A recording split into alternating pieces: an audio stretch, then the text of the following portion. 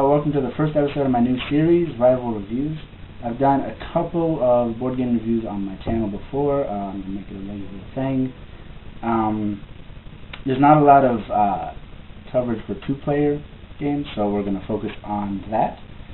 So without further ado, today we're going to kick it off with Dynasties, designed by Alan Newman, produced by Jolly Roger Games.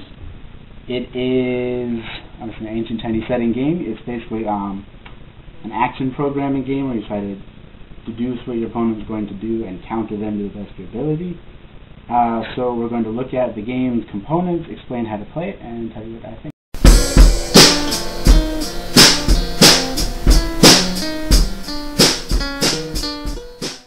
Okay, so these are the components for the game. First here we have the board.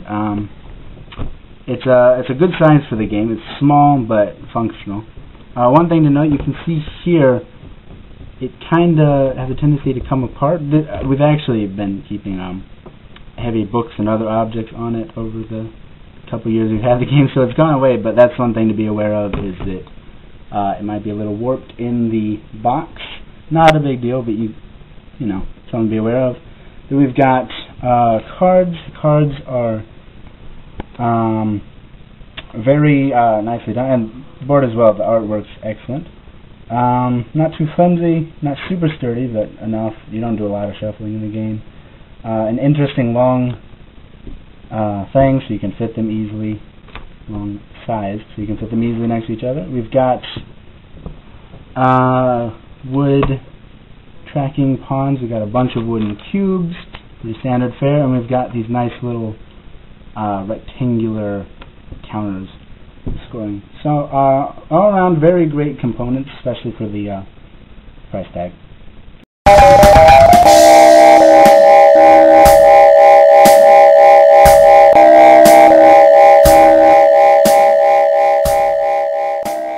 Okay, so now we're going to go over how to play the game. As you see in the center of the board, there's these 5 regions. We've got Tibet, Mongolia, Mandarin, this and that, and they each have this scoring counter, which are randomized within the game. You still have 4 left over, so it's different every time. And the heart of the game is going to center around these cards. Each player has their own deck. You will always have the 6 yellow cards, 1 through 6, in your hand. To start the game, you will have 4 of these white cards, drawn randomly, of course, and you'll get more over the course of the game. See what I was talking about the board? Okay, so the object of the game is to control these regions. You will get influence cubes in that. They're called armies in this. You'll get armies in the regions. Whoever controls the region scores the points. To do that, you will play cards face down in these areas, like so. It's completely simultaneous. Everybody sets their own cards face down, and when you're both ready to, when you both agree to go, you flip the cards and see what happens. So, what the cards actually do, these are the simplest, 2, 3, 4, 5. They just have the strength of that number, and the way strength works is whoever has the highest strength in the area gains the difference in points. So here, if these were placed, and we have already placed these down here, the result, this is even, so nobody gains any control here. And here, the white player has is winning by 2, so they gain 2 in Tibet. If their opponent already had cubes there, they would get 2 points worth. So the first one would remove, and then they would put one of their own in for the second one. Okay, so those are very simple. 1 and 6 also work along the similar principle. You compare strength, but then they also have a special quirk. We'll get to 1 last, actually, at the end of the turn. We'll come back to it. But 6, you can only play 1 6 in each region. So if I played this in Mandarin, I actually have to mark that I have played as the white player in Mandarin with my 6, and I can never do that again for the rest of the game. So you only actually get to use this card 5 times. Okay, then the special cards. You have 7, 8, 9, and 10, which work just like 2, 3, 4, 5. They're just bigger, obviously. You have attack and retreat. The attack is a +1. It basically mirrors your opponent's strength, but 1 higher. So you automatically gain 1 point. Retreat is the opposite. You automatically lose 1 point, which is actually more beneficial than you would think. Plague is special. Plague actually stops the battle entirely, and you lose, whoever controls the region loses half of their forces, rounded down. And then we have these special cards. These are actually an included expansion to the game. They work just like the attack, except when you play them, obviously they give you more strength, but you also have to discard one. So like if I do the +2, I have to discard one of my armies from the game forever. And you do have a limited pool of armies, so that can be an issue. Okay, so at the end of the turn, all of the white cards you played go away forever, and you'll never play them again. All the yellow cards return to your hand, and then you will draw 2 cards from your deck, pick one, and put the other one on the bottom of the deck. The 1, if you play a 1, you draw 3 cards, pick 2, put the one on the bottom of the deck. Pretty simple. Okay, the game plays through. That would be 1 full round. You go every 3 rounds. You will score the regions. So whoever, let's just throw some cubes out onto the board. Okay. So there's a bad situation for white. You would total everyone's points, and this guy does not want to stand up. And whoever has the higher value would again gain the difference in points. It's all about differential scoring in this. So here black has 4, 6, 9, and white just has 3. So black gains 6, and they would actually pull this 6 points towards them. If at any point during a scoring round you hit the red dot on your side, you immediately win the game. It is possible to win after 3 rounds. Otherwise, you play through 9 rounds, and whoever has the scoring pawn on their side of the track wins the game. Now, one last thing I would like to mention. That is the basis of the game. There's a second included expansion. Each side has these 4 general cards. It's actually been about a year since I played with these, but you basically take their special, unique abilities. Each side does not have the same values, unlike the decks, which are identical. And you would pick one, and at some point during the game you can use it to gain a benefit that your opponent does not have. And so I'm going to go tell you what I think about the game.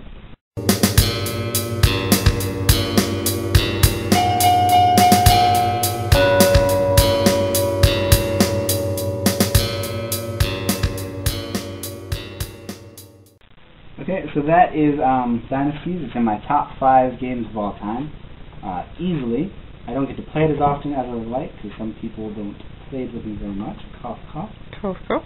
Not rehearsed at all. And, you know, but it's a confrontational game, but it's, which I don't usually like, but it's a very mind-gamey confrontation. You're trying to figure out how to attack your opponent, figure out where they're attacking you, how to defend against that.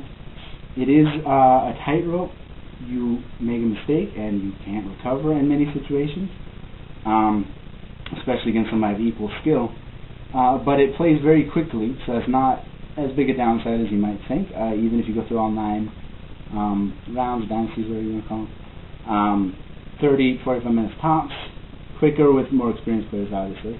If it ends sooner, which it can do, looking at 20 minutes, so you just play it again and again. So it's not a big deal if you mess up, but it has that tension to it, which is always great in a game like this, especially a head-to-head one. One thing that's great, there is randomness in the way you draw the cards and stuff, but the decks are completely identical. So every opportunity you have, your opponent is also going to have. So that balances it out, and it's not as chaotic as you might think with drawing different powers at different times. It's very structured. There's a good tempo to the game with how you use those white cards as resources and lose them. Spend them all early, and you don't force your opponent out of the game, then, you know, they're going to come back and get you, and you're just going to have the yellow cards to deal with it. I don't like the general cards that I was saying before, precisely because they throw off that equality. I do like asymmetry in games, but in this, I think it just completely ruins it, so I don't really advise really even touching them. Try it once, but then you could probably just throw them out. So that's that. The closest game I would compare to my collection is probably Citadel. So if you like Citadels with 2 or more, you would probably love this. If you like confrontational games, deductive games, maybe even area control, you might want to give this a try. It's pretty cheap to pick up. And yeah, not much more to say. That's Dynasties, Alan Newman.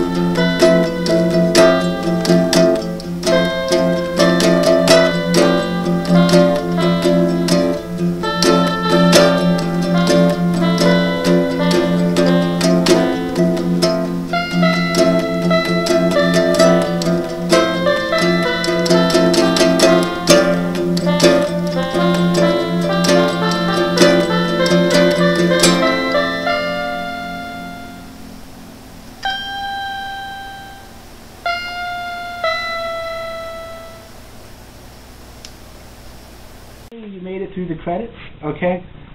So what I'd like to do is have like a little segment after every episode set aside. It'll be unique to everyone, but mostly set aside for like house rules, custom expansions, and extra stuff like that that doesn't really belong in the bulk of the review. I don't really have anything like that for Dynasties, so I'm going to show you some crayon drawings. So I hope you will continue to watch these reviews. I hope you will enjoy them. I hope that you will, not be discouraged by this and continue to watch through the credits. There will be music for you to enjoy. This is a lovely chocolate. And, and so there, have a good day.